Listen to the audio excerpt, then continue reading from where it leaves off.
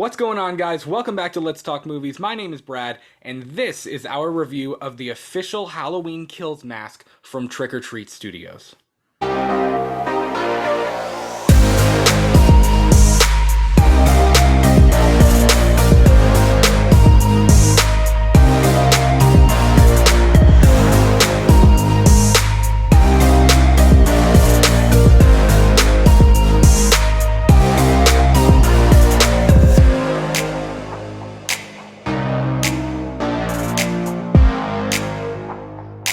So as you can see, this is not really a typical unboxing video. It's been unboxed. I've had it out of the box for quite a bit. I didn't want to leave it in there just because I didn't want it to have to stay unformed for any longer than it was.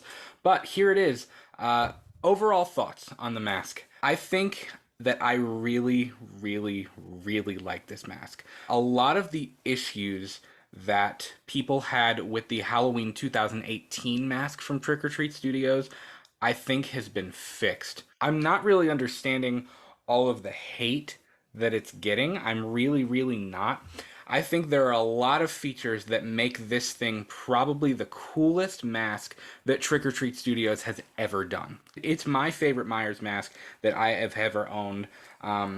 And I have the Boogeyman mask, I have the 2018 mask, I have the H6 mask, and the H4 mask, and they are all stock. And I think I'm going to leave this guy stock. And I shouldn't say I think, I'm going to leave it stock. I've never been one to want to spend $200 to rehaul a mask. I don't think that it's necessary. I think when you have a sculpt that is pulled from the movie mold that Chris Nelson made for the actual film, you can't get much better than that. I think this thing is really great. So let's take a deeper dive into the features of this thing. So from the time I opened it, the very first thing that struck me was the hair, the burned hair. Now, I'm not sure how they would have done this, but if you really feel it, it's hard. I'm not sure if they actually took a blowtorch to this thing or if it's some type of glue that just kind of got matted into the hair. But it's done extremely well. It looks great. The other side of the hair, I'm not sure if they really did this intentionally or not. It's got kind of a white powderiness to it that I've never seen any of the other Myers masks have, and I'm not sure if that's supposed to emulate ash and smoke damage and things like that, or if it was just kind of a happy accident, and it's just that's just kind of the way it's been.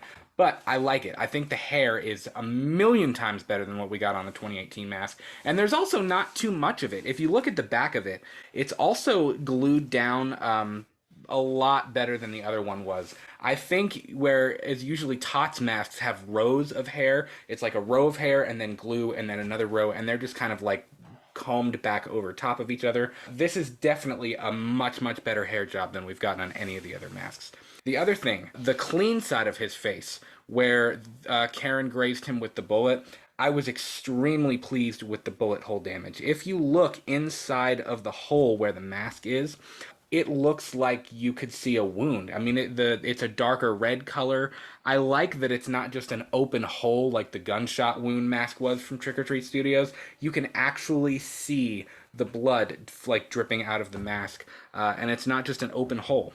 Now, something that a lot of people may have an issue with is a lot of the damage, a lot of the dry rot and dirt damage that's on the side of the mask is no longer there. It looks pretty white, and there is a little bit of a grayish black spotting on it where you can, it would be dirt or anything like that. Dirt, soot from the fire. But mostly, this thing is pretty clean. It's not really that dirty. It's a heck of a lot cleaner than their 2018 masks that they put out a few years ago. Now, let's talk about the burn side of the mask. Overall, I like it. I know there's a lot of yellow. I've seen people on the Trick or Treat Studios fan page on Facebook. I've seen people in a lot of the Halloween groups on Facebook that are complaining that the mask is too yellow on this side.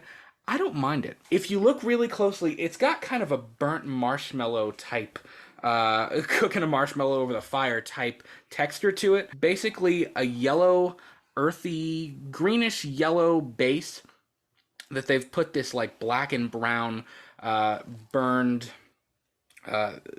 paint over top of. And I know people who rehaul this are probably going to go crazy saying it's too much burn, it's too much yellow, it's too much this, or it's too much that. I don't mind it. I also appreciate the detail. You have a little bit of blood all along. I don't know if that's from him trying to take it off. I don't know if from that's maybe a point in the movie that we haven't seen yet, in a trailer or a TV spot or anything. But there is a little bit of blood, and you can actually see where the mask has started to split from the heat. It started to split where the needle hole was from when Laurie stabbed him in the neck in the original with the knitting needle.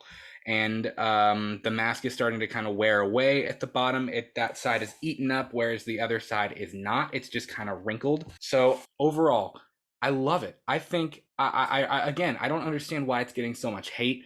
You paid $80 for this thing. $80. The other Myers mask, you pay $60. I think Trick or Treat Studios did an amazing job with the Halloween Kills mask.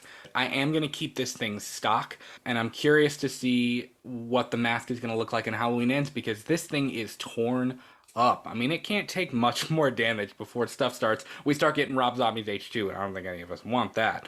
Thank you so much to Trick or Treat Studios. This thing is now the centerpiece of my Myers collection. And remember, new episodes of Let's Talk Movies and Let's Talk Movie News drop every single Monday and Friday at 8 p.m. Eastern Standard Time on YouTube, Spotify, and wherever else you listen to podcasts. Follow us on Twitter and Instagram at We Talk the Movies.